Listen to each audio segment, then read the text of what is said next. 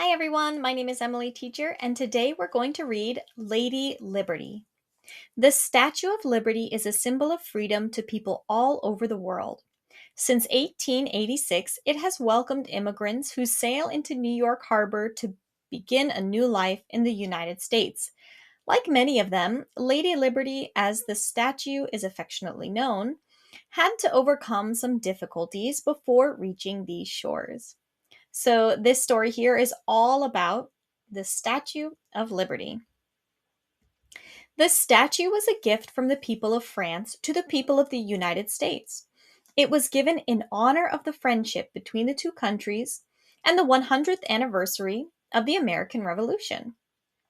But before the statue could be put in place, the people of the United States had to provide a pedestal for it at a cost of $100,000. That turned out to be no easy task. A fundraising drive was launched and ran into immediate difficulties. Newspapers across the United States ridiculed the effort. They argued that because the French were sending over the statue, they should be the ones to pay the extra costs involved for the base.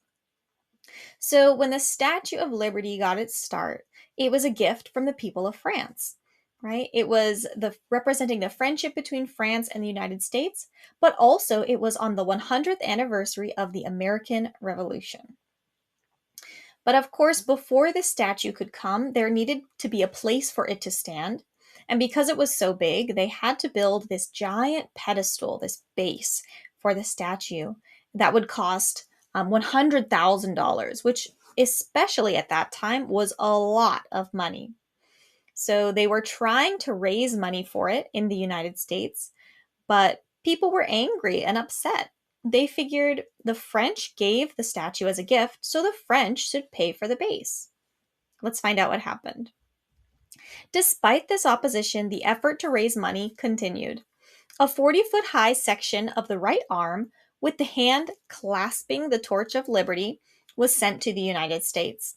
It was displayed at the 1876 Philadelphia exhibition, marking the 100th birthday of the United States. Visitors paid 50 cents to climb onto the balcony surrounding the torch. Many other fundraising events were also held.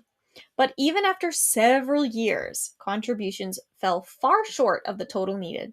The future of the entire project seemed in doubt. Not until a newspaper appeal promised to print donors' names was the necessary money raised. So they kept trying to raise money. The arm that holds the torch was sent to America. So they displayed it and let people pay money to climb up it and stand around the fire. And a lot of other fundraising events were held. So they raised some money.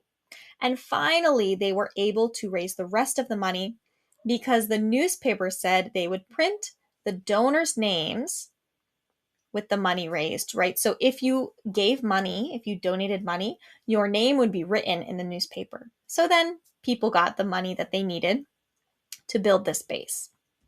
With the success of the project assured, the rest of the statue was finally shipped from France. It arrived in pieces, packed in over 200 wooden crates. The work of assembling it proceeded without further delay. A public holiday was declared on October 28, 1886, when the Statue of Liberty was last unveiled. It was one of the largest gatherings ever in New York City. The island where the statue stands is called Liberty Island. It is reached by a short ferry ride from Lower Manhattan. At just over 305 feet, the statue was the tallest structure in New York City. Though it is now dwarfed by the lofty skyscrapers of Manhattan, at the time it was the most conspicuous landmark in the city. So, October 28th, 1886 was declared a national holiday. So, everybody didn't have to go to work and they were able to go and see the unveiling of the Statue of Liberty. And it is not the tallest thing in New York anymore, but at the time it was. In the 1880s, people seeking a better life were flooding into the United States. They arrived at the rate of 1 million a year. Many of them came from Russia and Eastern Europe. They had been cruelly persecuted by their governments and were fleeing to safety. Others were escaping the poverty of their native lands in search for a more prosperous life in America. So the people who came to America from their countries, they were treated badly by their governments. So they were looking for one they would like better. The museum at the base of the statue contains a bronze tablet placed there in 1903. On it is a poem written 20 years earlier by Emma Lazarus, whose own family had fled Russia. The poem has captured the imagination of the American people and has become forever associated with the Statue of Liberty. It ends with these eloquent lines. So the writer must really enjoy this poem to call the lines eloquent. Give me your tired, your poor, your huddled masses yearning to breathe free. The wretched refuse of your teeming shore, send these, the homeless, tempest tossed to me. I lift my lamp beside the golden door. All right, so that's all about the Statue of Liberty.